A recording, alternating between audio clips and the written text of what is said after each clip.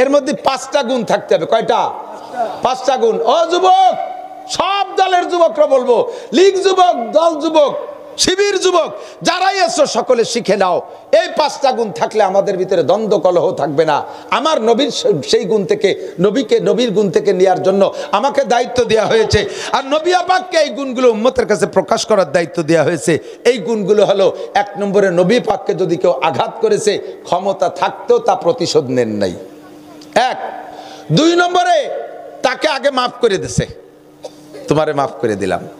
3 নম্বরে তার কাছে মাফ চাইছে, ভাই তুমি নিশ্চয় আমার পর কোনো না কোনো কারণে রাগ করেই তো আমারে মারছো, তুমি যে কারণে রাগ করে মারছো তুমি সেই কারণ থেকে আমাকে মাফ করে দাও। 3 নম্বর। 4 নম্বরে ওই লোকটা যদি হাত দিয়ে ঘুষি দিয়ে থাকে, তার হাতটা মেসেজ করে দিয়েছে, তুমি কি ঘুষি দিয়ে ব্যথা পাইছো? বলা সহজ, আমিও এ জায়গা ফেল। সর দেবে আর আমার হাত থাকতে আমি খালি যেতে ফিরিয়ে আসবো, অত আল্লাহ কুলতে যাইনি। কিন্তু নবী হলো আখলাক, যার কারণে ওই মানুষটার নামে ওয়া ইন্নাকা লাআলা খুলুকিন আযীম, সর্বোত্তম চরিত্র। 4টে হয়েছে, কয়টা মনে আছে?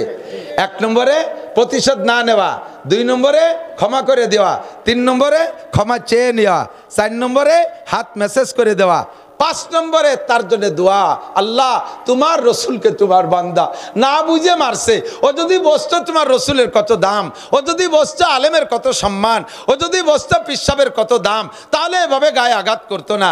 আল্লাহ তুমি যেন তোমার রসুলকে ও মারার কারণে তুমি তুমি তুমি যদি অ্যাকশনে যাও, ও তো টিকতে পারবে না, আমি তার জন্য ক্ষমা চাই, তুমি তারে মাফ করে দাও।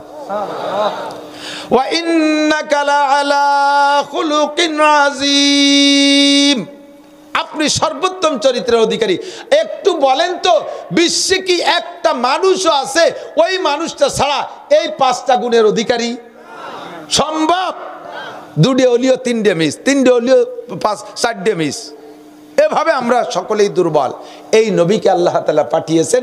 এদিক তাকান, নবী পাক এবার আমাকে পরামর্শ দিচ্ছে, নাসির, আব্দুর রহমান, তোমরা তোমাদের সন্তানদেরকে তৈরি করো কোন সাচে একটু বলে দেই। মাউলিদালাহু ওয়ালাদুন, সন্তানদেরকে আদব শিক্ষা দাও। কুল্লু মাউলুদিন ইউলাদু আলাল ফিতরা, প্রত্যেক সন্তান জন্ম নেয় ইসলামী তরিকার উপরে। আল্লাহ তাআলার দেওয়া ঈমান আকীদা নিয়ে হিন্দুর ঘরেও বুদ্ধর ঘরেও যে সন্তানটা জন্ম নেয়, নবজাতক বাচ্চা মুসলমানেরটাও যেভাবে দুনিয়ায় আসে হিন্দুরটাও সেইভাবে আসে। কথা কন না কেন? নাকি মুসলমানেরটার মাথা আগে বের হয়, হিন্দুকে পাও আগে বের হয়? ওরা হিন্দু বলে উল্টোভাবে বেরোয় নাকি? সব একই নিয়মে বের হয় না? তাহলে সব একই নিয়ম। হিন্দুর মুসলমানের ছেলেটার গলায়ও মুসলমান শব্দ লেখা নাই, হিন্দুর ছেলের গলায় হিন্দু শব্দ লেখা নাই।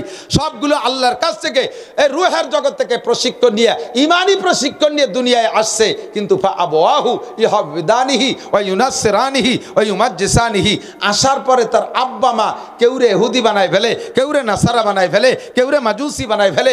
আব্বা মায় কেউরে হিন্দু বানায়, কেউরে বুদ্ধ বানায়, কেউরে খ্রিস্টান বানায়, কেউরে জেনারেল বানায়, কেউরে আলেম বানায়, কেউরে হাফেজ বানায়।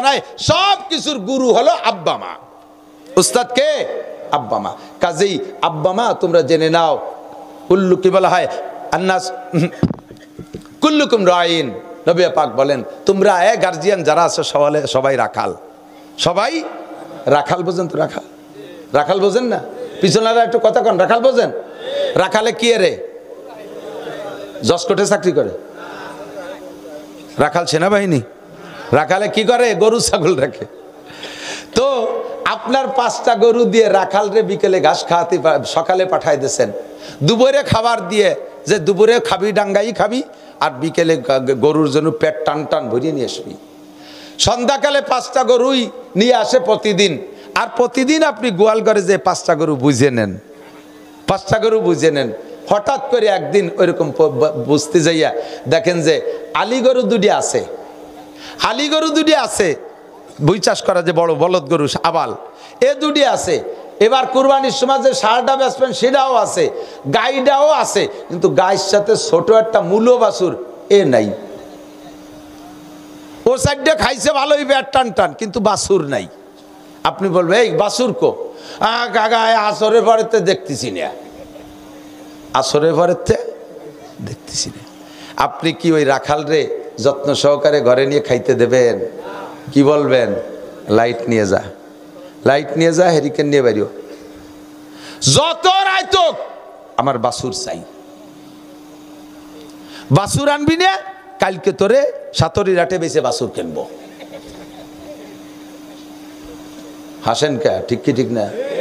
আপনি যদি আপনার রাখালের কাছ থেকে 5টা গরু বুঝে নিতে পারেন, আল্লাহ পাক আপনাকে পরিবারের সদস্যদের জন্য রাখাল বানাইছে, মেম্বারে ওয়ার্ডের ভোটারদের জন্য রাখাল বানাইছে, চেয়ারম্যানের ইউনিয়নের ভোটারদের জন্য রাখাল বানাইছে, এমপিরে তার সিটের জনগণের রাখাল বানাইছে, মন্ত্রীকে তার মন্ত্রণালয়ের রাখাল বানাইছে, প্রাইম মিনিস্টারকে দেশের জন্য রাখাল বানাইছে, প্রেসিডেন্টকে দেশের জন্য রাখাল বানাইছে। প্রত্যেকের কাছ থেকে রাখালি আল্লাহ তাআলা বুঝে নেবে।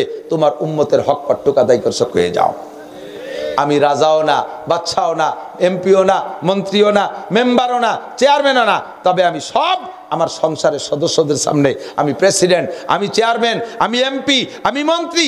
আমার কথায় তারা চলবে, আমার কামাই তারা খাবে, কাজে আমার কথা তাদের মানা লাগবে। আমার কথা কি? প্রত্যেকদিন সকালবেলা উঠে 7 বছরের বাচ্চা আগে যাবি মক্তবে, নো ডাউট। আগে যাবি কোথায়? আগে কোথায়? তারপরে তো স্কুল যায়। তোর স্কুল দিয়ে যাক, স্কুল দিয়ে পানি খালি কিয়ামতে পেট ব্যথা সারবে না, কিন্তু মক্তব দিয়ে পানি খালি কিয়ামতে অনেক কিছু সেরিয়ে যাবে। কতক্ষণ ঠিক কি ঠিক না? বাচ্চারা আগে মক্তবে পাঠান, কোরআন শরীফ পড়ুক, আগে আগে আলিফ বা পড়ুক। ও দিন ভরে নাবালেক থাকতে জীবন ভরে যত কোরআন শরীফের নামাজ পড়বে, ওর তো নাবালেক থাকতে ওর নামে দপ্তর হয় নাই, ওর নামে হাজিরে খাতা হয় নাই, ওর নামে অফিসিয়াল মোহরিয়া আসে নাই, ফেরেস্তা আসে নাই। ওই নাবালেক থাকতে যত নেকামল করবে, কোরআন পড়বে, হাদিস পড়বে, নামাজ পড়বে, জিকির করবে, সব আব্বা আমার আমল নামায় জমা হবে। নাবালেক থাকতে বাচ্চারে দিয়ে ইনকাম করে রাখেন। কুল্লুকুম রাইন ওয়া কুল্লুকুম মাসউলুন আন রাইয়াতিহি। পরামর্শ দেই বন্ধু, সিস্টেমটা কি একেবারে গোড়া থেকে জেনে নাও। মাউলিদা লাহু ওয়ালাদুন ফালিহসিন ইসমা ওয়া আদাবা। আদব বড় দামি জিনিস, এই জন্য নবী পাক আরশে আজিমের থেকে আল্লাহর কাছ থেকে লেখাপড়া শিখে আইসা ও জায়গার হাদিসেও বলছেন, আল্লামানি রব্বি ফা আহসানা তালিমি ওয়া আদাবানি রব্বি ফা আহসানা তাদিবি। আল্লাহ আমাকে ইলম শিক্ষা দিয়েছে, আমার ইলম সবচাইতে দামি। আল্লাহ আমারে আদব শিক্ষা দিয়েছে, আমার আদব সবচাইতে দামি। এবার নবী কয় মাউলিদা লাহু ওয়ালাদুন ফালিহসিন ইসমা। আল্লাহ এ যুবক আমার দিক, যারা বিয়ে করো নাই তারা সামনে প্রতিজ্ঞা করো, তারা প্রতিজ্ঞা করো। আল্লাহর রহমতে বহুত যুবক আমার মাঠ থেকে তশকিল হইয়া তারা তবলিগ যাই, যে সামনেই যে ছেলেটা বসা মজের মাঠের থেকে তশকিল হইয়া 3 চিল্লে দিয়ে আসছে, এরকম বহুত ছেলে তৈরি হয়ে গেছে।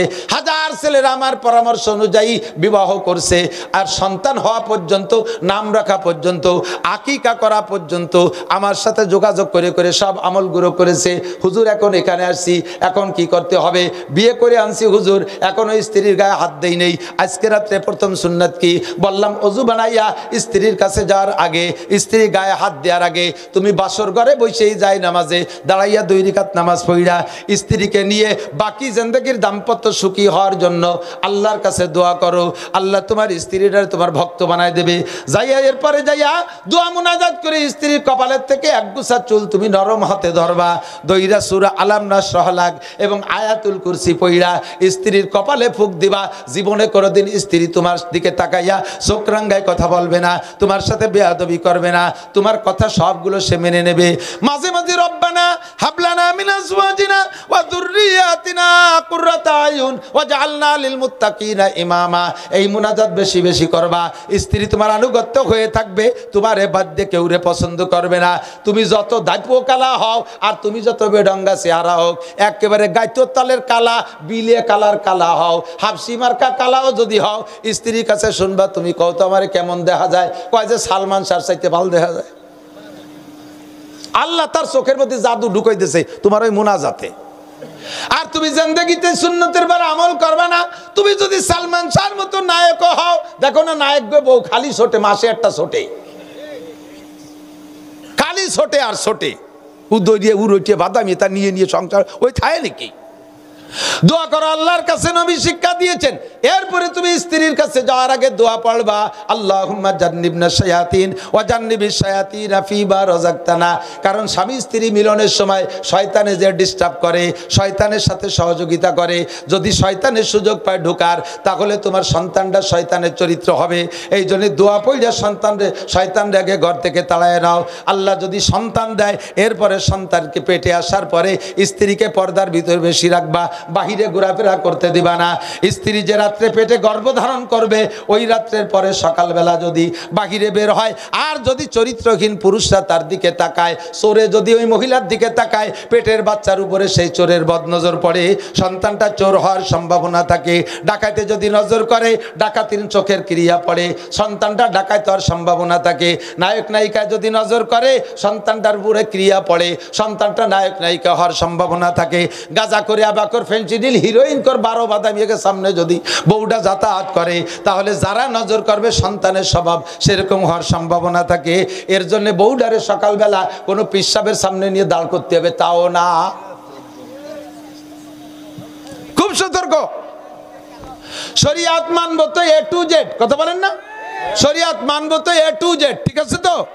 বাংটা করতে রাজি না শরিয়াতে। এই যে আমি আসার সাথে সাথে শুনছি, এসে গেলে একটু কয়ে থুয়ে যাই, আমরা পুরুষরা অন্য মহিলাকে কি দেখা জায়েজ? তার ছবি কি দমুখী হয়ে গেলেন কে? অর্ধেক অর্ধেক কন কে? আর একজনের বউ মেয়ে আপনার কি সরাসরি দেখা জায়েজ? তার ছবি, ছায়া, তারটা আমার দেখা জায়েজ না। আর আমারও পর পুরুষে পর নারীরা দেখতে পারবে না। পর্দা কিন্তু উভয়ের। আমার ছবিও দেখতে পারবে না, আমার ছায়াও দেখতে পারবে না। উভয়ের থেকে পর্দা, কতক্ষণ ঠিক না? জায়গায় জায়গায় ওয়াজের মাহফিলে এদিক মহিলাদেরকে আলাদা প্যান্ডেল করে দিয়ে এখানে প্রজেক্টর দিয়ে ওই জায়গা পর্দায় মহিলাদেরকে ছবি দেখায়, আছে না নাই? তো ওই মহিলারে আবার মাঝে মাঝে ঘুরে ঘুরে খালি বক্তারে দেয় না, আপনারা কিরা কোনে আছেন জামাল কামাল সবাই দেয় দেয়। তো মহিলারা ওই জায়গায় বসে আমাকে ছবি দেখবে, কে দেখবে? কে কয় যে ওয়াজ শুনতে গেলে একটু দেখলি পাল্টে। তো মহিলা যদি আমাকে দেখতে পারে, তাহলে ওই জায়গাটা মেশিন দিয়ে এই জায়গাটা পর্দা দেন, আমরাও দেখি যে কোন কোন বিটি আইছে। এটা কি জায়েজ? তো এইটা জায়েজ না হলে ওটা জায়েজ হবে কে? কোন মৌলবী কইল প্রজেক্টরে ওয়াজ করতে? পুনরায় যদি কোনো মৌলবী আসে প্রজেক্টর পার্টি, ওই আমারে ডাক দেবেন, নইলে আমি গাড়ি ভাড়া দেবো, আমার কাছে নিয়ে দেবেন, ভড়াই ছাড়িয়ে দেবো। 2 নম্বরই 14 নম্বরই ইসলাম প্রচারের জন্য আইসা দুনিয়ার ধোকাবাজি আর শয়তানি শুরু করে দিয়েছে। আজলামি যত। আপনারা মজবুত থাকবেন, জীবনে কোনোদিন প্রজেক্টর ব্যবহার করবেন, মাহফিল করবেন 10-5 লাখ টাকা খরচ করে, খুদার কসম প্রজেক্টর দেওয়ার কারণে যতগুলো পুরুষ এখানে আসছে, প্রত্যেকটা পুরুষের সাথে দেখনেওয়ালা মহিলাদের সাথে জেনার গুনাহ। এই বয়ার দায়িত্ব কে নেবেন? সে প্রজেক্টর দিয়েন। কথা কি বোঝা গেছে? ইসলাম হবে পরিপূর্ণ, কোনো বাংটা ইসলাম হবে না। আমার নবী সব শিক্ষা দিয়েছে। হুজুর বলেন সন্তান, এরপরে সন্তান জন্ম নেওয়ার পরে কি করবেন? প্রথম ডাইন কানে আজান, গোসল টোসল করায় পরিষ্কার করে ডাইন কানে আজান, বাম কানে একামত। বাড়ির ধারের বড় একজন হুজুরে নিয়ে বাচ্চা দুধ খাওয়ারও আগে একটু হুজুরের মুখে একটু খেজুর দেবেন। হুজুর খেজুর সবাই খাইয়া ওর থেকে একটু মিষ্টি মিষ্টি লালা ওই বাচ্চাটার জিব্বায় দিয়ে দেবে। হুজুরের মধ্যে যে তাকওয়া, পরহেজগারি, ঈমান, আখলাক বাচ্চার ভিতরে আল্লাহ তাআলা তার অংশ দিয়ে দেবে। এরপরে বাচ্চাকে মায়ের দুধ পান করানোর চেষ্টা করবেন। মায়ের দুধের ভিতরে হাজারো উপকারিতা, সেটা বলার সময় নাই। তারপরে সপ্তম দিন যাইয়া বাচ্চার মাথা হলক করিয়া মাথার চুলের ওজনে, শুকনো চুলের ওজনে স্বর্ণ, পারলে ধনী হলে স্বর্ণ, গরিব হলে একটু রূপা ওজন করে যে কয়টা টাকা আসে গরিবদের ভিতরে বন্টন করে দেবেন। মাথা খারাপ হবে না, রক চড়া হবে না, মাথা ভুলো হবে না, বেডঙ্গা হবে না, ব্রেন খারাপ হবে না, খুব সুতীক্ষ্ণ ব্রেনই হবে। কারণ ব্রেনের উপরে মাথার সৎকা তুমি আদায় করে দিয়েছো, এবার আল্লাহ তাআলা মাথার মধ্যে বরকত দিতে থাকবে। এই হকগুলো কয় মা বাপে আদায় করছি কন্ত দেখি? খালি যে ছেলের আব্বা আমার হক আদায় করে না, তুমি কি ছেলে মেয়ের হক আদায় করছো? তুমি তো এরবারে যাইয়েই লাগছে, যেদিন ভাত খাওয়া শিখছে সেই সময় কয় যে কি মুখে ভাত অনুষ্ঠান। তারপরে তার নামে আকিকা করতে যাইয়ে ছাগল কয়টা মারিয়ে দিয়ে তুমি কালেকশন করছো, মোটা কালেকশন। হ্যাঁ, হালকাতা করছো তুমি, বেটাকে তোর মেহমানদারি খাওয়া নাই, হালকাতা করছো। এই আকাম করছো বলি তোমার কথা শোনে না, মনীষী হয় না। 7 নম্বর, এই 7 দিনের দিন মাথার চুল হলক কইরা আকিকা করাইয়া এদিক আকিকা করে খাওয়াইয়া ওই জায়গা প্লেট নিয়ে বসে, টেবিল নিয়ে বসে কালেকশন করার টাকা সুয়ার বেচা টাকার চাইতে না পাক, সুদের টাকার চাইতে হারাম। এত বড় হারাম টাকা খুব মেলে না। এই আকিকা খাওয়াইয়া আর বৌবাত খাওয়াইয়া কালেকশন, মুসলমানি দিয়ে সে জায়গায় আরেকটা কালেকশন। এই 3টে টাকা কালেকশন সুদের টাকার মতো হারাম, সুয়ারের পায়খানা খাওয়ার মতো হারাম। খাবি আবার নাসির হুজুরে ডাইয়ে নিয়েছে ওয়াজ করতে নিয়ে গিয়ে কইয়ে থুয়ে যাবো হক কথা কি হয়েছে ঠিক আছে আচ্ছা ঠিক আছে বলে কইছে আল্লাহ সব নোংরামি থেকে বাঁচার তৌফিক দিক এরপরে হুজুর কয় আগের তে না নাম মনে রাখতে পারো আগের তে গুছায় রাখতে পারো নামের ডিক্লার হবে সপ্তম দিন নামের ডিক্লার হবে সপ্তম দিন তুমি যা রাখতে পারো মমতাজ রাখবা সালমান শাহ রাখবা প্রিন্স রাখবা কলিন্স রাখবা যে নিয়ত করে রাখবা সন্তানটা সেই স্বভাবের হবে সালমান দামি নাম তবে শাহ সালমান বাংলাদেশের নায়ক ওইটা ভালো না সালমান ফার্সির নিয়ত করে রাখো ছেলেটা দামি হবে মমতাজ ভালো নাম কিন্তু আমাদের দেশের এই যে গায়িকা মমতাজ যেটা ওই নিয়ত করে রাখলে ওইরকম আইলু হাইলু বাদামি হয়ে যাবে মুমতাজ ভালো নাম সেই নিয়ত ভালো নিয়ত করে রাখো প্রিন্স রাখবা না কলিন্স রাখবা না এই রাজীব রাখবা না নান্টু বল্টু এগুলো রাখবা না মুসলমানের সন্তানের নাম জন্টু বল্টু কি লজ্জাও করে স্বপন তপন স্বপ্না ববিতা সাবানা সুটা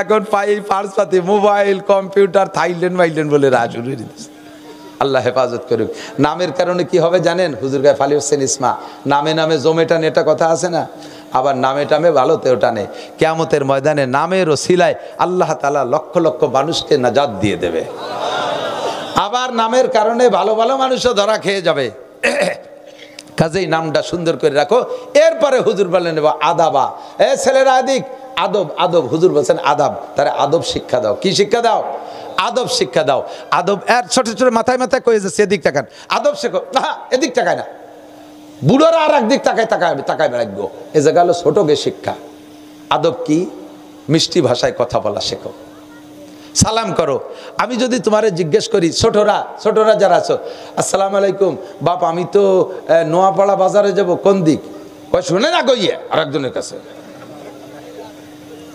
আদব শেষের মা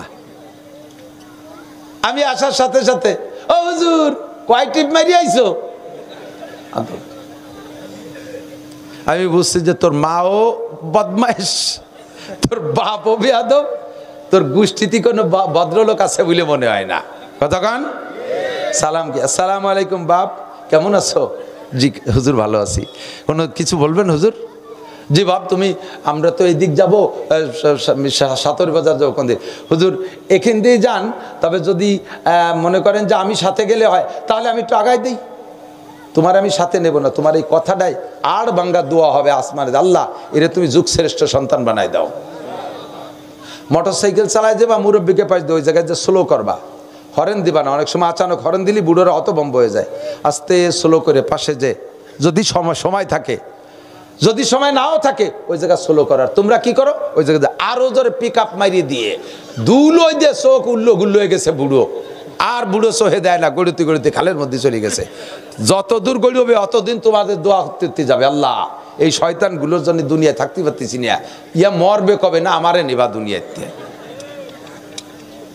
ধ্বংস হয়ে যাবে টিকতে পারবি না সারের পাশে সার বাইসাইকেলে তুমি মোটর সাইকেলে তুমি বড় লোকের ছেলে সার বাইসাইকেলে সারের দ্বারে যাইয়া অন্যাসে স্লো করে আসসালামু আলাইকুম স্যার চেনছেন স্যার আমি আপনার ছোটোবেলার বাল্যকালের ছাত্র আমি প্রাইমারিতে পড়ছি আপনার এখন বিশ্ববিদ্যালয়ে পড়ি স্যার তোর নাম তো আমার মনে নাই স্যার আমার নাম তো আব্দুর রহমান আমার আব্বার নাম আব্দুর রহিম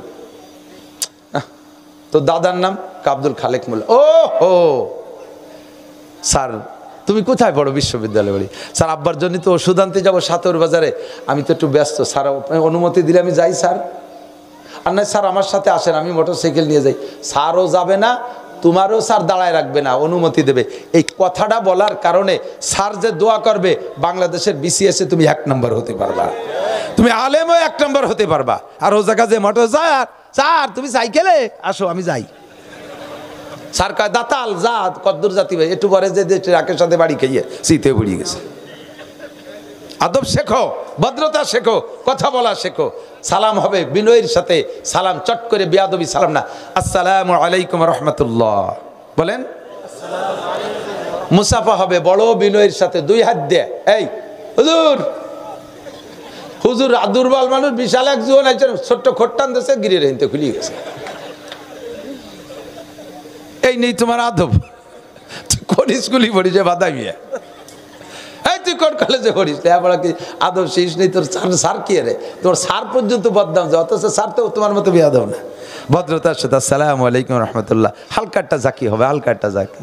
হুজুর কেমন আছে? এই বসার সময় কাছে এসে আমরা বসছি, পাশে এসে বসে গোষ্ঠী গোষ্ঠী আমারে সরাই দিয়ে আমার জায়গায় বসে, সেখানে ক্রেডিট দেখায়, বন্ধু বান্ধবকে দেখায়, আবার সেলফি তোলে, জায়গা দেখ আমি হুজুরের কত ক্লোজ দেখছিস। হুজুরই তো দম বার হয়ে যাচ্ছে তোমার গালে গন্ধের ঠেলায়। তুই বিড়ি খাইয়াছিস, দাঁত মাজিস কয়েকদিন, ছাগল তোর গাল দিয়ে বক্কাত বক্কাত করে গন্ধ বেরিয়েছে। আমি কি শরীর কি খালি খালি তোর গন্ধের ঠেলায়? ও আরো মহির সাথে মুখ কাকই দেয়। কোনো কোনো বুড়ো আছে মুখ কাকই দিয়ে কথা খায়, ফস ফস করে পান সিটি আমার মুখ স্প্রে হয়ে যায়। এগুলো বসার আদব না।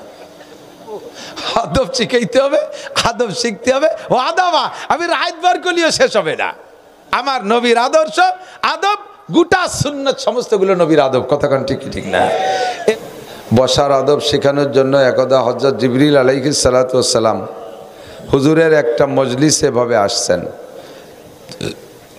এই হাদিস খান বর্ণনা করে হযরত ওমর ইবনে খাত্তাব রাদিয়াল্লাহু তাআলা আনহু। মুহাদ্দিসিনে কিরাম হাদিসটার নাম রেখেছে হাদিসে জিবরাইল। খুব শুনতে হবে, সব কথা শুনতে হবে। তো এই জিবরিল আলাইহিস সালাতু ওয়াস সালাম হুজুরের কাছে আসতেন বিভিন্ন সময় বিভিন্ন রূপ ধারণ করে। সাহাবাদের কোনো না কোনো সাহাবার চেহারা নিয়ে আসতেন, মানুষের রূপ ধারণ করে আসতেন, আবার কখনো ফেরেশতা রূপেই আসতেন। হুজুরের সাথে আইসা গোপনে সম্পর্ক হয়ে যেত। তো একদিনের মাহফিলে হুজুর বয়ান করতেছেন, সাহাবায়ে কিরামদেরকে নিয়ে কথা বলতেছেন।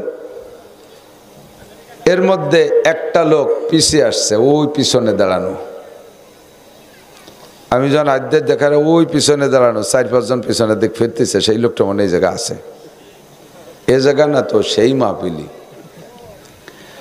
তো পিছনে ওই লোকটা আইসা দাঁড়াইছে। হযরত ওমর বলতেছেন, লা ইয়ারিফুহু মিন্না আহাদুন, আমরা কেউ তারে চিনি না। তো চিনি না যেহেতু লোকটা, তাহলে আমাদের চিনাচিনির বাইরে হলে অবশ্যই দূর থেকে আসছে। আর আমরা মক্কিরা বিভিন্ন দেশে ব্যবসা বাণিজ্য করি, তো এই সুবাদে রাস্তাঘাটে এবং বাণিজ্য কেন্দ্রে অনেক প্রসিদ্ধ যারা, তাদের সাথে আমাদের চেনাচিনি ছিল। লোকটার চেহারা, বডি ফিগার সব কিছুতে মনে হয় খুব উল্লেখযোগ্য লোক, অথচ কেউ চিনি না। অবশ্যই চিনি না যেহেতু লোকটা মুসাফির। মুসাফির মানে 48 মাইলের দূরের লোক। তো এই দূরের লোকটা এত দূর থেকে যদি আমাদের এলাকায় আসে, তাহলে তার ভিতরে মুসাফির হওয়ার জন্য কয়েকটা গুণ থাকে। একটা হলো, যতই ভালো সাদা কাপড় বাড়ির থেকে পরে আসুক, আস্তে আস্তে কাপড় ময়লা হয়ে যায়। এ দেখে বোঝা যায় লোকটা মুসাফির। 2 নম্বরে, মরুভূমির দেশ, উড়ন্ত ধুলোবালুর দেশ, আমাদের মতোতেই দামি আলিশান প্রাইভেট কারের যুগ না সেটা। বেশির বেশি উটের পিঠে, ঘোড়ার পিঠে, গাদার পিঠে চলে। তো আলগা ধুলোবালি গায়ে খুব লাগে, তাতে চুল দাড়ি এলোমেলো হয়ে যায়। 2 নম্বর, মুসাফির হলে দূরে গেলে একেবারে শুধু পরনের কাপড় পরে যায় না, একটা পলিথিনই হোক, আর একটা নেট ব্যাগে হোক, একটা শপিং ব্যাগে হোক, কিছু না কিছু মালামাল সাথে থাকে, একটা লুঙ্গি মুঙ্গিও থাকে। তো হযরত ওমর বলেন, শাদীদু বায়াজে সিয়াব, এই লোকটার ভিতরে মুসাফিরি আলামত কিচ্ছু নাই, একেবারে ধবধবে ফকফকে সাদা কাপড়, মনে হয় যেন পাশেই বাড়ি, নতুন কাপড় পরে মাত্র এসে বসছে, অথচ লোকটা মুসাফির।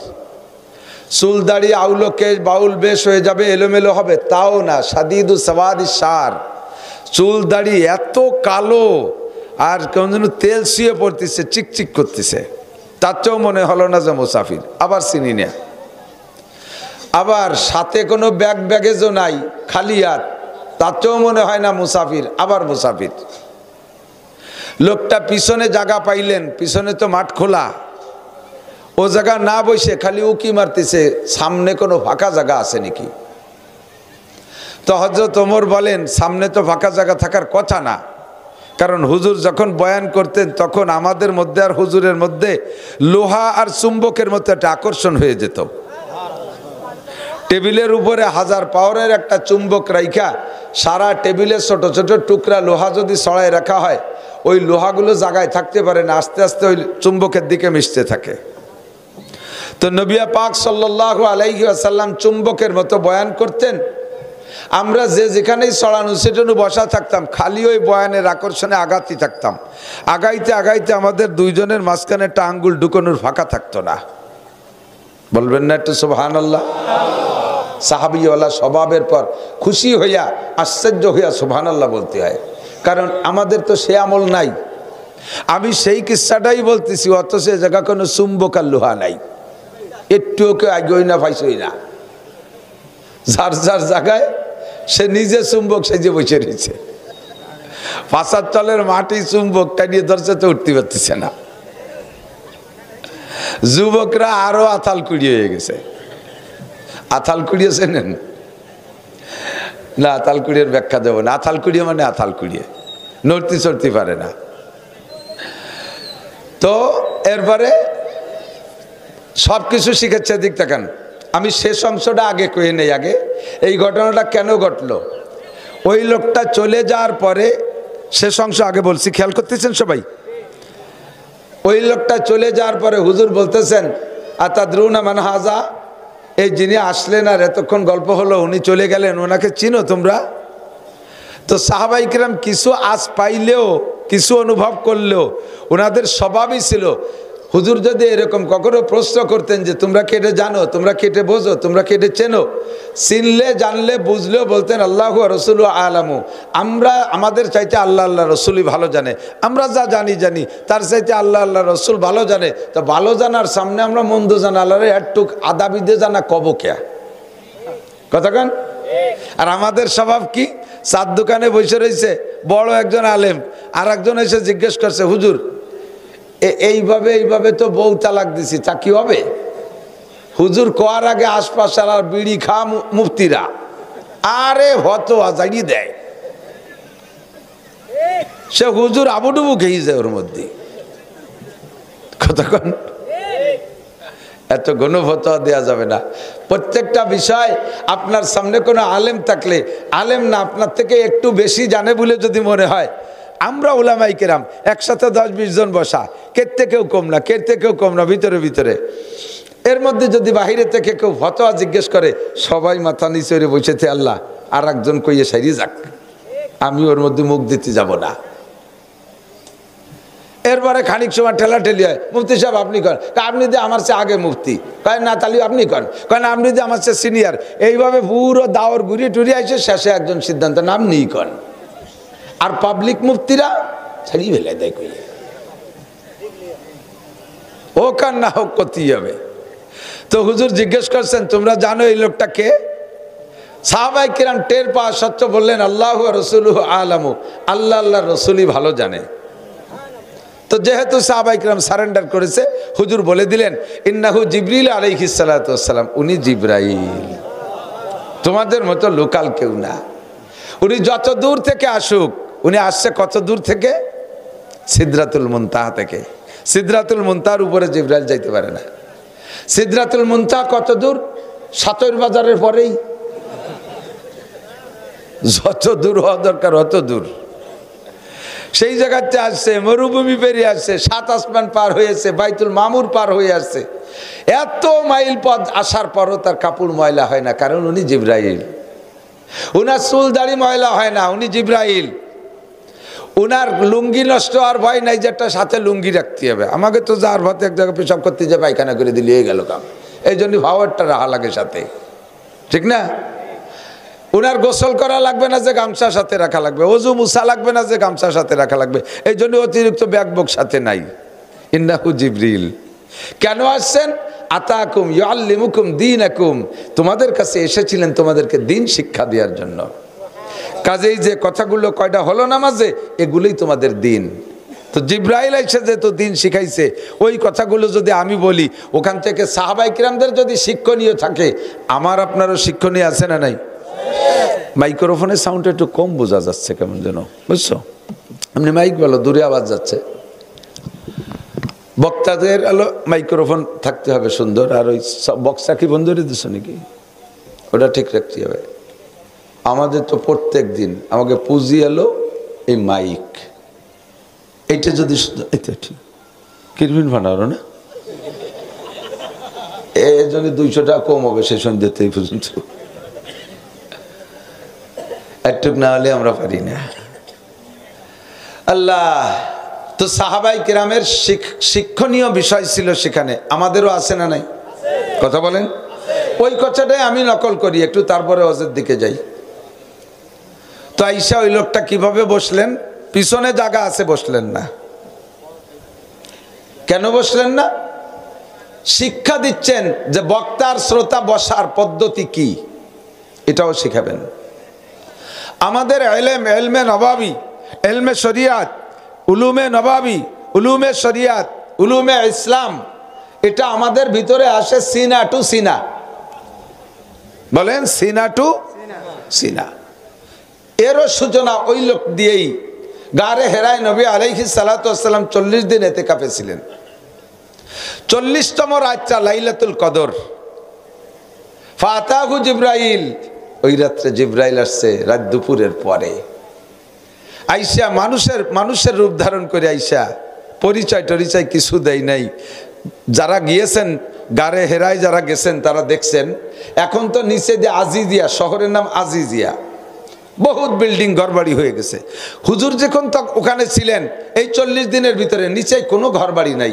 মক্কা থেকে নিয়ে ওই আজিজিয়া পর্যন্ত কোনো ঘরবাড়ি নাই, খালি পাহাড় আর পাহাড়, পাহাড় আর পাহাড়, খুব নিঝুম এলাকা। লাইট নাই, কারেন্ট নাই, হেরিকেন নাই, বাতি নাই। খাদিজাও রাত্রে সাথে থাকেন না, বিকেলবেলা খাবার পৌঁছে দিয়ে আবার বাসায় চলে যায় মক্কায়। এই নির্জন মুহূর্তে গোহাটাও বড় বেডঙ্গা জায়গা। আমি গিয়েছি ভিতরে, যে আমি ইশরাকের নামাজ পড়েছি আলহামদুলিল্লাহ। তো ওখানে এই গভীর রাত্রে অপরিচিত একটা লোক আসলে ভয় পাওয়ার বিষয় কিনা? আইসেই কোনো কথা নাই, পরিচয় দেওয়া দিই নাই, আপনারা নবুয়তি দিতে আসছি, সার্টিফিকেট নিয়ে আসছি ইত্যাদি, কোরআন নাজিল করতে আসছি, এই কথাগুলো যদি আগে কয়ে নেয় তাহলে ভিতরে একটু সাহস হয়। কিচ্ছু না কইয়া সামনে বসে কয় ইকরা, দুই কয় ইকরা, ইকরা মানে পড়েন।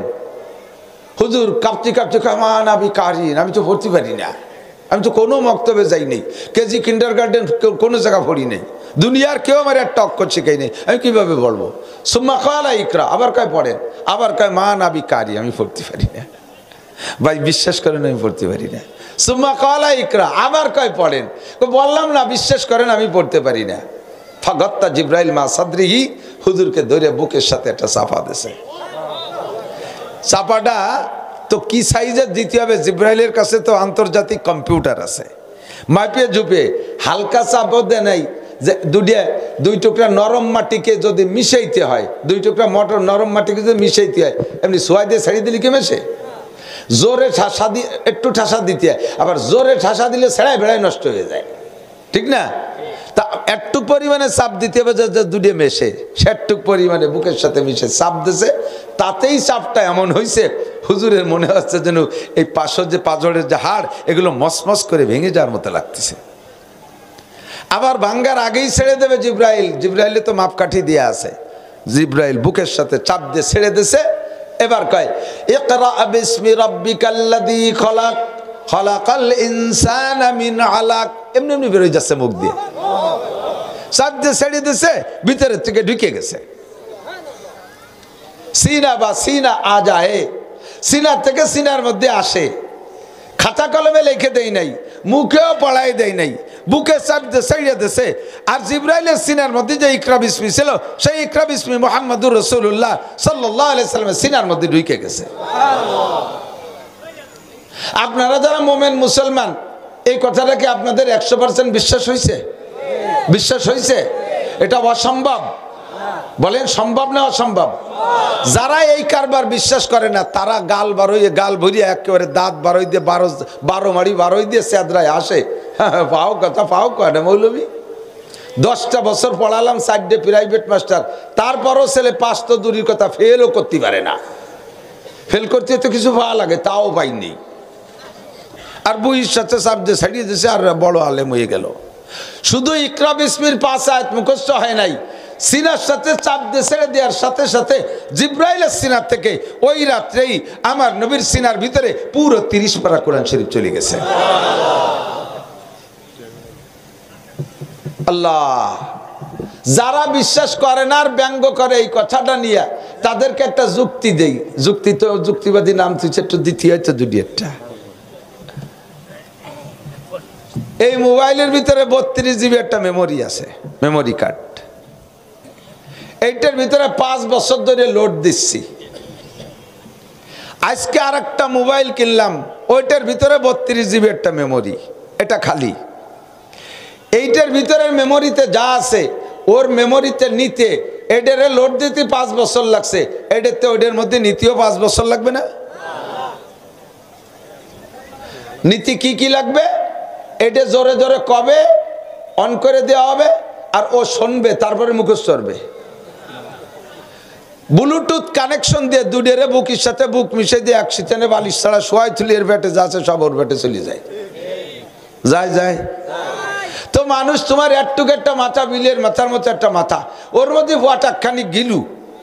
তাই দিয়ে যদি তুমি এমন আবিষ্কার করতে পারো যে মোবাইল একটা জড় পদার্থ, এর ভিতরে যা আছে ওর আরেকটা খালি মোবাইলের পেটের মধ্যে নীতি যদি সিনার সাথে সিনা মিশাই দিয়ে ঢুকলে ছোঁয়ায় তুলি যদি ঢুকে যায়, আমার আল্লাহ আহকামুল হাকিমিন তার মহাকুদরত দিয়া জিব্রাইলের সিনার ভিতরে 30 পারা, মুহাম্মাদুর রাসূলুল্লাহর সিনার ভিতরে বুকের সাথে চাপ দিয়ে ব্লুটুথ কানেকশন দেবে, আর সে আজিমের মালিক ঢুকাই দিতে পারে কি পারে না?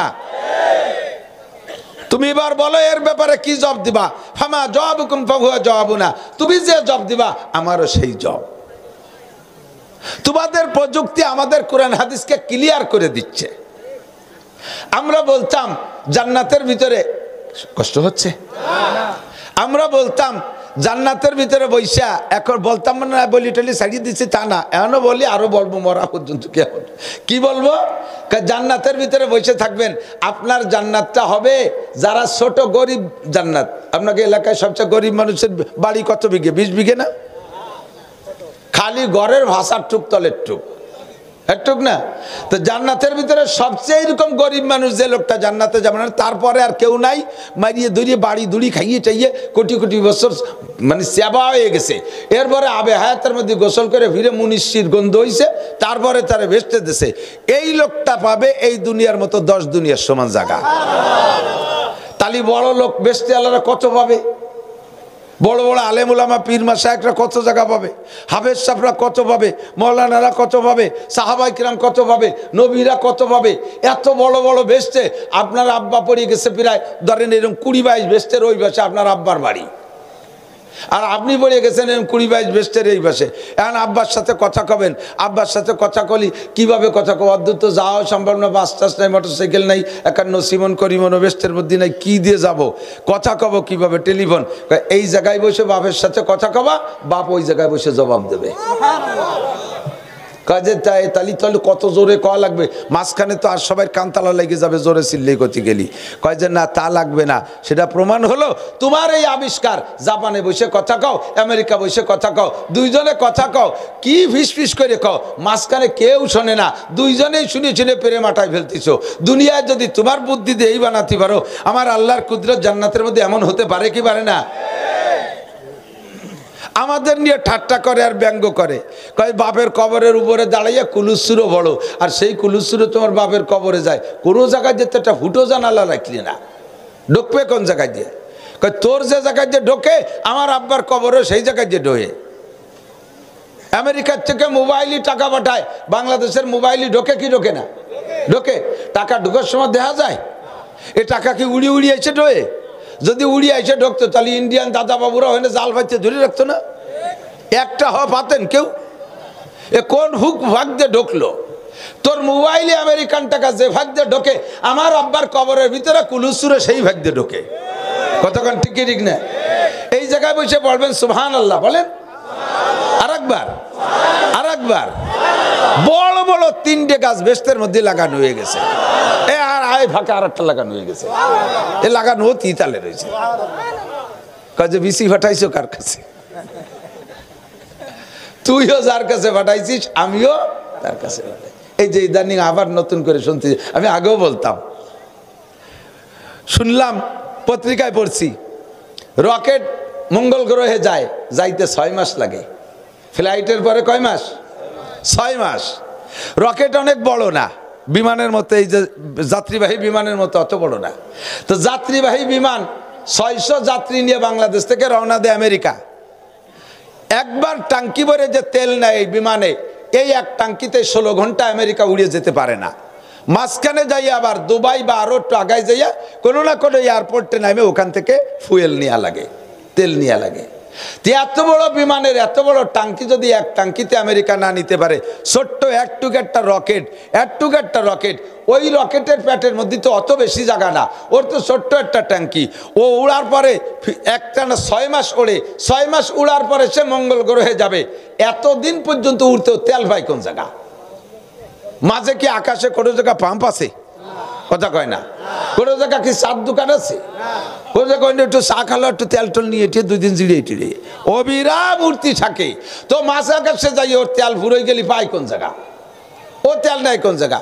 একজনে কলাম তোরা তো বিজ্ঞান পড়িস, তোরা কদি এই তেল কোন জায়গাতে পায়?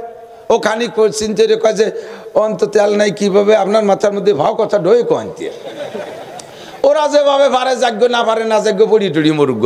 আপনার এই তেলের চিন্তা হলো। আমি আইসে যখন তুই তো তোরা সায়েন্স পড়িস, আমরা মৌলবীরা সায়েন্স পড়ি নে, বোমা বানাতে পারি নে, তারপরও যে হানে যেটা ভোটে সব বলে আমরা বানাই।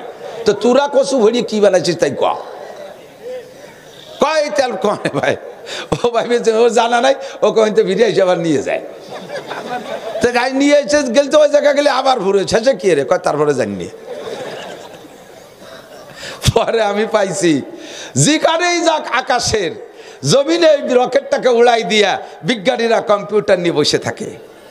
ওই যান্ত্রিক সমস্যা যদি হয়, কম্পিউটার ভিতরে সিগন্যাল দেয়, কোন পার্টসের সমস্যা হয়েছে সেই পার্টসের কথা এখানে বলে দেয়। আর এই জায়গায় বসে সেই পার্টসটা সারে, আকাশের উড়ন্ত রকেটের পার্টস সারা হয়ে যায়। ওখানে তেল ফুরোয় যায়, এই জায়গা সিগন্যাল দেয়।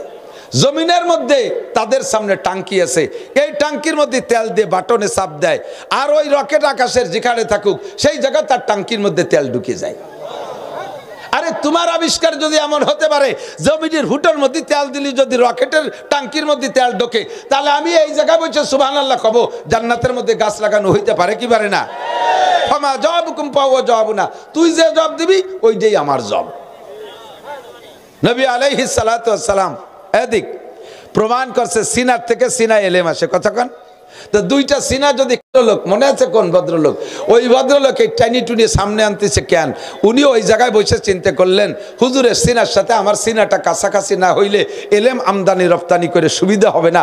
এই জন্য পিছনে জায়গা পাইতে না বৈশা উকি মারে মারে দেখতেছে সামনে কোনো জায়গা আছে নাকি। তা দেখে মাঝে সাহাবাইকের চুম্বকের মতো লেগে গেছে, আঠায় মিশে গেছে, মাঝে কোনো ফাঁকা নাই। হুজুর যে জায়গায় বসছে আর একেবারে সামনের নিকটে নিকটে বসা আবু বকর, দুইজনের মাঝখানে একটা সিট খালি আছে। উনি ওই জায়গা থেকে পিছনে না বইসা আঙ্গুল হাত ঢুকে দিয়ে এরকম ফাড়তে ফাড়তে ফাড়তে ফাড়তে আইসা হাত্তা জালাসাইলেন নবী সাল্লাল্লাহু আলাইহি ওয়াসাল্লাম, নবী পাকের সামনে বসে গেলেন। বসার কাইফিয়াতটা অবস্থাটা কেমন ছিল? এই যুবকরা এদিক তাকান, শেখেন দোস্ত, আমার প্রিয় বন্ধু, বহু কিছু করিছো, তোমাদের দ্বারা অনেক কিছু সম্ভব। আসমান ভেঙে জমিনে নামাতে পারো, লাঠির মধ্যে মুগুর ভরতে পারো, তা আমরা দেখছি সত্যি পারো। সব পারাপারি শেষ হয়ে গেছে, এখন যে কোনো সময় মরণের ডাক আসতে পারে, তার আগে কবরের সার্টিফিকেট খান নেওয়ার চেষ্টা করো, যাতে ওই প্রথম ঘাটিতে থানায় যাইয়ে যাতে রিমান্ডে ধুলাই খাইয়ে মাজার আইল মাসাইল ভেঙে না যায়। বাড়িতে তেটাংরা খুলিয়ে বেলায় দেবে ফেরেশতারা। এই বাড়ি খাওয়ার আগের থেকে একটু খেয়াল করো দোস্ত, আমি একেবারে অন্তর থেকে বলছি, আমার বাইরে লওয়ার দিন শেষ। এখন বার্ধক্যে চলে গেছি, দাড়ি 12 আনা পাইকে গেছে, সুরও নাই তালও নাই, যা পারি কিতাবে যেভাবে বুঝি তাই আপনাকে ক্লাসের মতো একটু বোঝানোর চেষ্টা করি। কথা কি বোঝা যায়? নড়াচড়া করো না, খেয়াল করে শুনতে হবে। তো ওই লোকটা মাঝে এসে বসলেন কিভাবে? হাত্তা জালাসাইলান নবী সাল্লাল্লাহু আলাইহি ওয়াসাল্লাম, নবী পাকের সামনে এসে বসলেন। বসার অবস্থাটা দিক তাকান, ফাসনাদা রুকবাতাইহি ইলা রুকবাতাইহি ওয়াজা কাফাইহি আলা ফাকিজাইহি, বসাটাও শিখিয়ে দিয়েছে। উনার হাঁটু দুটো হুজুরের হাঁটুর সাথে মিশিয়ে বসলেন। হাঁটুর সাথে হাঁটু মিশিয়ে বসতে কেমন বসলি মেশে কন্ত? দুইজন আত্তাহিয়াতুস সুরতে বসলি মেশে। নইলে দুইজন যদি আসন গাড়া দিয়ে বসে, এই যে যেভাবে আপনারা বসছেন, তাহলে দুইজনের হাঁটুতে হাঁটু মিশতে দুইজন মাপে আর ফিতে ধরিয়ে দুইজন একই সাইজের লম্বা হতে হবে। নইলে একজন যদি হয় 5 ফুট আর একজন যদি হয় 7 ফুট, 7 ফুটিয়ালার আসন গাড়ায় যে বসলি ও তো ভেসালের বাসের মতো কত দূর 2 হাঁটু চলে যাবে, এই 5 ফুটিয়ালার হাঁটুর সাথে মেশবে। এই 7 ফুটিয়ালা যদি হাঁটু উঁচু করে বসে উক্কা খাওয়া লাগে মতো, তাই তো 5 ফুটিয়ালার মাথা পার হয়ে যাবে তোর ওর হাঁটু। একভাবে বসলেই দুইজনের হাঁটু মুখোমুখি হয়, সেটা হলো আত্মায়াতুস সুরতে বসলে। মোটা হাঁটু হোক আর চিকুন হাঁটু হোক, হাঁটুর মাথায় এক জায়গা মেশবে। খাটো হাঁটু হোক আর বড় হাঁটু হোক, 2 হাঁটু এক জায়গা মেশবে। তাহলে বোঝা যায় যে বক্তা শ্রোতা উস্তাদ ছাত্র পীর মুরিদ বসার জন্য মূল সুন্নতি সিস্টেম হলো আত্তাহিয়াতুস সুরতে সামাসামি করে বসা। প্রথমবার একটু বসেন, জিবরিলের সুন্নতের পর আমলটা হয়ে যাক, এরপরে যে যেভাবে পরের বসেন। একটা সুন্নতের পর আমল করি 100 শহীদের সওয়াব। আবার 2 মিনিট পর আসন গাড়াই দিয়ে বসেন, দোষ নাই। কেন দোষ নাই তাও কই না, এদিক তাকান, এদিক তাকান। শুরুটা আল্লাহ তাআলা দেখে শুরু আর শেষ, শুরু আর শেষ। আপনি রাতের বেলা বুঝে নাই কথা, দিনের বেলায় হোক রাত্রিটা পরে কই, খানা খাইতে বসবেন, খানা খাওয়ার বসার আদব 3 প্রকার। কয় প্রকার? কতক্ষণ? কয় প্রকার? খানা খাওয়ার জন্য এই শুরু বসার আদব কয় 3 প্রকার। 1 নম্বরে দাঁড়ায় দাঁড়ায় চামচ দিয়ে খাওয়া, 2 নম্বরে টেবিলে বসে ঠ্যাং ঝুলাই ঝুলাই খাওয়া, 3 নম্বরে কায়ত হয়ে বালিশের সাথে চ্যালেঞ্জ দেখা, 1 নম্বরে দনু হাঁটু উঠাইয়া পাছার নিচে একটা পিড়ি টিড়ি দিয়ে বসা, 2 নম্বরে আত্তাহিয়াতুস সুরতে বসা, 3 নম্বরে একটা পা বিছে পায়ে পাছার নিচে দিয়ে আর একটা হাঁটু উঁচু করে বসে। 3 তরিকায় খাওয়া সুন্নাত। এখন এই 3 তরিকায় মোটা বুড়িয়ালা যারা, তাকে কোন তরিকায় সম্ভব? ও যদি 2 হাঁটু উঁচু হয়ে দিয়ে ভিড়ে ভাষার তলে দিয়ে বসে, ওর পেটে তো রেসিট করে ফেলাই দেবে ঠেলিয়ে। ও লোক ভাষার তলে 1 পাও দিয়ে বসতে পারবে না। হ্যাঁ, বসতে পারবে আত্তাহিয়াতুস সুরতে, কারণ নামাজ তো পড়া লাগে, সে সময় তার আসন গাড়াইতে বসে না। তাহলে বসার সময় শুরুতে আত্তাহিয়াতুস সুরতে বৈশা প্লেটটা নিয়ে 2-1টা লুকমা খান। এরপরে আপনি অসহ্য কষ্ট হয়ে যাচ্ছে, যেভাবে পারেন পাও মিলিয়ে দিয়ে খান, শুয়ে খান বালিচি, তাও কিছু কবে না। ফেরেশতাদের স্বভাব ভালো, ওরা শুরু অবস্থাটা লিখে আল্লাহর কাছে জমা দেয়। আপনারা শুরুটা ভালো থাকছে যে দিয়েছি ভাস কিনে যে 1 নম্বর সুন্নতের অনুসারী, ও সুন্নত করে বইছে। পরে যে আপনি চিত হয়ে শুয়ে পড়ছেন, তার ফেরেশতারা কয় না, নালিশ করে না। রাত্রে শোয়ার সময় আপনি শোয়াটা প্রথমটা সুন্নতি কায়দায় শোন, এরপরে আপনি শুয়ে টুয়ে যাওয়াই হয়ে যাগ্য, লুঙ্গি গলায় বেঁচাই গেছে, ফ্যান খাটের নিচে বেড়ে গেছে, ও ফেরেশতারা ভিডিও চাবে না। কিন্তু শোয়াটা প্রথম অবস্থায় সুন্নতি কায়দা হতে হবে। সেটা হলো আমার দিক তাকান, আমার বডির দিক তাকান। এই যে আমি যেভাবে আছি না, এইভাবে ডাইন কাতে শুয়ে পড়েন, এইভাবে ডাইন কাতে শুয়ে পড়েন। সাধ্য অনুযায়ী বাংলাদেশি আমরা যারা, আমরা উত্তর দিক মাথা দিয়ে শুইলে এই বডিটা হয়ে যায় মোহাম্মদ। বডিটা কি হয়? মোহাম্মদ। কিভাবে? এদিক তাকান, খেয়াল করেন। এভাবে যদি ডাইন কাতে এসে, আরবি তো ডাইন দিক দিয়ে লেখে, পশ্চিম দিক ফিরলে ডাইন দিক উত্তর পাশ, তাহলে মাথা মিম, কেনুর এই ভাঁজটা হা, পাশার এই মোড়টা আর একটা মিম, হাঁটুর এই নিচের টুক ডাল, মিম হা মিম দাল। এই সুন্নতি তরিকায় আপনি শোয়ার সময় শুইছেন, ফেরেশতারা ওইটা বডিটা ফিগারটা আপনাকে অডিও করে ভিডিও করে আপনার গলায় ঝুলাই দিয়ে 1 কপি আল্লাহরে নিয়ে দেখায়, আল্লাহ তোমার বান্দা আব্দুর রহমান, আব্দুল খালেক, আব্দুল মালেক, জামাল, কামাল, এ লাল টু বল টু ওগো এইভাবে শোয়া দিয়েছি। পরে যে সুতি সুতি শীত হইয়ে উবত হইয়া আরো অনেক কিছু, কোনো তা ফেরেশতারা ফিরেও তাকায় না, শুরুটা দেখে। কাজেই আপনার বসার শুরুটা কেমন হলো? বসছেন, এখন যেভাবে পড়েন বসেন, কষ্ট হলে পরে আপনার সুবিধে মতো বসেন। জিবরাইল এই বসাটা শিখাইছে, বসা শিখাইয়া আবার বসার সময় হাতটা রানের উপরে রাখা, আত্তাহিয়াতুস সুরতে। এইটা নবী পাক আরশে আজিমে গিয়ে আল্লাহর সামনে থেকে বসাটা শিখে আসছে। মেরাজের রাত্রে নবী আলাইহিস সালাম আরশে আজিমে গিয়েছিলেন আল্লাহর সামনে। সত্য না মিথ্যা? একটু বিশ্বাস করেন, সত্য না মিথ্যা? স্বপ্নে না সরাসরি? মা কানা বাইনা হুয়া বাইনাল্লাহি হিজাব, আল্লাহর মাঝে আর রাসূলের মাঝে কোনো পর্দা ছিল না। কন্যা সুবহানাল্লাহ। কয় যে হুজুর শুনিছি 70,000 পর্দা, আপনি আবার পর্দা উঠে ফেললেন কে? হ্যাঁ, পর্দা ছিল না, আবার পর্দা ছিল কি? ইল্লা রিদাল কিবরিয়া, আল্লাহর বড়ত্বের একটা চাদর আছে। আপনার মাঝে আর আমার মাঝে, আপনাদের মাঝে আমার মাঝে কোনো পর্দা আছে? দেখা যাচ্ছে না আমাকে সম্পূর্ণ? কটটুক দেখা যাচ্ছে, মুখমণ্ডল কানের টুপির নিচে ফাঁকে ফাঁকে যেটুক আছে, মূল সারা গায়ে তো আমার ঢাকা, ঠিক না? তাহলে দেখাও যাচ্ছে, আবার মাঝে পর্দাও নাই, আবার অনেকটাই দেখা যাচ্ছে না। উভয়টাই সত্য কথা। আল্লাহ পাক যতটুকু দেখা দিয়া মঞ্জুর করেছেন অতটুকু দেখাইছেন। নবী আলাইহিস সালাম আরশে আজিবে যে আল্লাহর সামনে বসছে, আল্লাহ তাআলা জিজ্ঞেস করছে, বিমা জিতে ইয়া হাবিবি মিনাদ দুনিয়া, বন্ধু তোমার দুনিয়া থেকে আমার আরশে আজিমে এসেছো, তুমি আমার জন্য কি হাদিয়া নিয়ে এসছো? বন্ধুর বাড়ি বন্ধু যায়, কিছু না কিছু নিয়ে যায়, ফল নিয়ে যায়, ফ্রুট নিয়ে যায়, মিষ্টি নিয়ে যায়, আত্মীয় স্বজন ক্লোজ হইলে পিঠা আটা বানাই নিয়ে যায়, ঠিক না? তুমি আমার বন্ধু, লাউলা হুমা খলাকাল আফলাকা খালিকুহা লাউলা হুমা খরাজাল ইনসানু মিন আদামি, তোমারে না বানাইলে আদম রে বানাইতাম না, তোমারে না বানাইলে ইব্রাহিম খলিল রে বানাইতাম না, তোমারে না বানাইলে 2.5-3 লক্ষ নবী রাসূল বানাইতাম না, তোমারে না বানাইলে আসমান জমিন বানাইতাম না, তোমারে না বানাইলে চন্দ্র সূর্য বানাইতাম না। তোমাকে উল্লেখ করে, তোমাকে উদ্দেশ্য করে আমার এত সৃষ্টি, তুমি আমার ক্লোজ ফ্রেন্ড, তুমি আমার নিকটতম বন্ধু, তোমার উপাধি হলো হাবিবুল্লাহ। বন্ধুর বাড়ি বন্ধু আইছো, তুমি আমার জন্য কি নিয়ে আসছো?